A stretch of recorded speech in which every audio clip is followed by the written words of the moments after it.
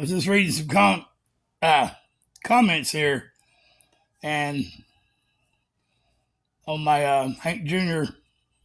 singing the Marshall Tucker Band song "Can't You See" when he was young. I'll let my computer read it. A little better than I am.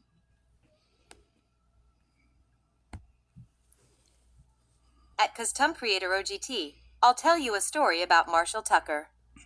They opened for Hank Jr. in 88 or 89 in a big amphitheater north of Detroit.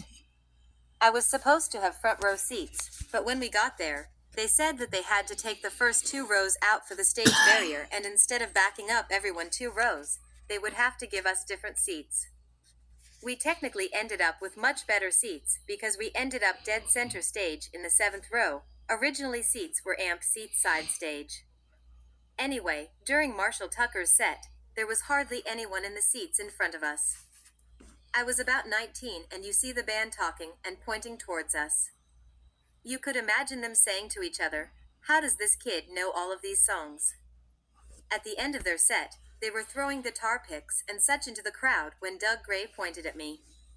He had his tambourine and flung it towards me.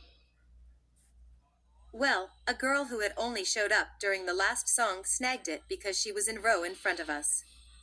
Doug put his hands up, shrugged, and pointed at me again like he was trying to apologize. I was just happy to be recognized as being a fan. What? That's right. So, the only story I got with Marshall Tucker Band is I've been covering that song "Can't You See" for 30 years, trying to make a decent cover of it. And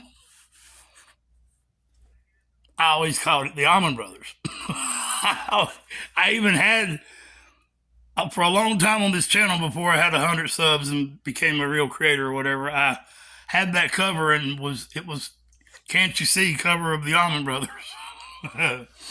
So that messed up. I did go to the bike rally in the Appalachian Mountains, Cherokee, to a bike rally there, and it was Foghat, Steppenwolf, and Blackfoot. And we left. The concert was great. First time I'd ever seen, the top half of a woman without any clothes on. There were plenty of that going on.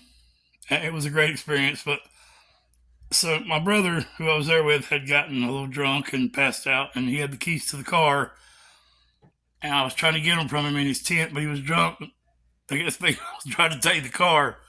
I wanted the blankets in the trunk because we're in the mountains of Cherokee and it's really cold. So I didn't get the blankets. All I had was the car with no keys. You can't crack it. There's no protection, okay? Woke up the next morning. Everybody, was like, "Oh, man." But we laughed about it, and first day of the morning type thing, you know what I mean? And I went over to the creek with a Mountain Dew I just got out of the cooler and was so thirsty. It's dry. It'd been a terrible night, I could hear the Harleys echoing off the mountains, and took a big swallow of that thing, took about 4 gulps, and realized it was moonshine because they put the Mountain Dew bottle was still green. But whoa, I had a terrible next 10 minutes and then felt pretty good. So, thank you very much,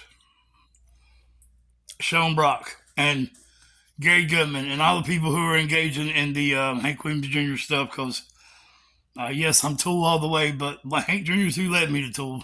Think for yourself, question authority. They're kind of similar concepts. So anyway, that's my story about that. And at the Hank concert with Charlie Daniels, Donnie Van Zant's band, 38 Special, and the Marshall Tucker Band. I've seen Marshall Tucker Band. I just don't have a story like that, So anyway, so I've heard the song "Can't You See" live. But I did see Hank look at me. I was like, I did see him point near me. He was like, so, I think Hank saw me one time. It's good enough for me. Love y'all.